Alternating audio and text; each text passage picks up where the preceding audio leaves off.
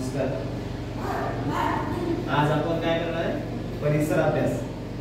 परिसराचा अभ्यास करायचा आपल्याला. आपल्या अवतीभोवती काय असतं? परिसर म्हणजे काय? झाड, फूल, फळं, आंबा वगैरे. आता सध्या आहे आंबा.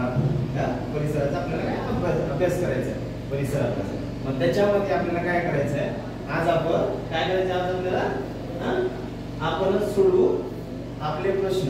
आज काय करायचं? आपण सोडू म्हणजे आपले जे काही प्रश्न आहे, प्रश्नात ते काय करायचं पाहिजे? आपण सोडू आपले प्रश्न. पण त्या घटकावर आपल्याला काय करायचं? अभ्यास करायचा. आपण समजा ज्यावेळेस अवतीभोवती बघतो पाण्याची टंचाई. आता ऊन आहे जास्त, पाणी घरी येत नाही. पाणी येतं घरी आपल्या किती दिवसाला येतं? 8 दिवस, 4 दिवस, कुणाचे 15 दिवस, आठवड्यातून 3 वेळेस. असं कधी पाण्याची टंचाई काय होते? पाणी येतं. मग आपल्याला काय करायचं? तेच बघतो आपलं. माझ्या परिसरात पाणी आठवड्यातून फक्त 3दा येतं. माझ्या परिसरात हे काय? पाणी पाणी माहिती? पाणी पाणी माहिती सगळं. पाणी पाणी पाणी सगळ्याचं. पाणी आठवड्यातून फक्त 3दा येतं. 3दाच. 3 दिवसाला, 4 दिवसाला पाणी येतं. मग 4 दिवस कसे भागवायचे आपल्याला? मग पाणी टंचाई का भासते त्याच्यावर आपल्याला अभ्यास करायचा आहे.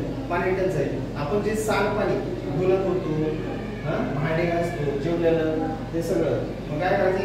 खड्डा काढायचा. खड्डा काढून दगड टाकायचे. पाणी शोषखड्डा म्हणून शोषखड्ड्यात पाणी सोडून द्यायचं. त्याच्यावर काय होतं? पाण्याची पातळी वरी होते. आता तसंच मग कचऱ्याचे ढीग. आता दुसरं कचऱ्याचे ढीग साठले आहे. नाक बंद करून शाळेत यावे लागते. आपण घरून येते वेळेस शाळेच्या आपल्या बाजूला पाणी, कचरा फाडून टाकलेला, ड्रेस टाकलेले, वास येतं ना. तर डुकरं वगैरे फिरतात, ते वास येतो ना. वास येतं का नाही आपल्या आजूबाजूला? मग ते काय करायचं? वास येऊ नये. आपण शाळेत येताना असं नाक घेऊन येतो, घुमान धरून नाक घेऊन यायचं नाही. मग काय करायचं? बघितल्यानंतर ते कचऱ्यासाठी पेट हे करायचं, कचरा पेटी. मग कचऱ्या पेटीत ते आपण कचरा समजा वही फाडला, आपण पुस्तक फाडलं, आपले ड्रेस घाण झाले तर काय करायचं? आपले सगळेच वस्तू त्या टाकून द्यायचे. त्याच्यानं काय होतं? आजूबाजूचा परिसर जे आहे ना, अवतीभोवतीचा परिसर तो घाण होत नाही. म्हणजे आपण शाळेत येते वेळेस आपण काय करतो? नाक धरायची गरज नाही. तसं काय आता येतं विद्यार्थी तुझ्यासारखा शाळेत येतोय, पण काय करतो? वास येते ना. तर वास येत असल्यामुळं तो काय करतो? नाक धरून असतो. मग ते कसं? त्याच्यासाठी काय करायचं? त्याच्यामुळं आपल्या नाक धरायची गरज पडू नये म्हणून आपण काय करायचं?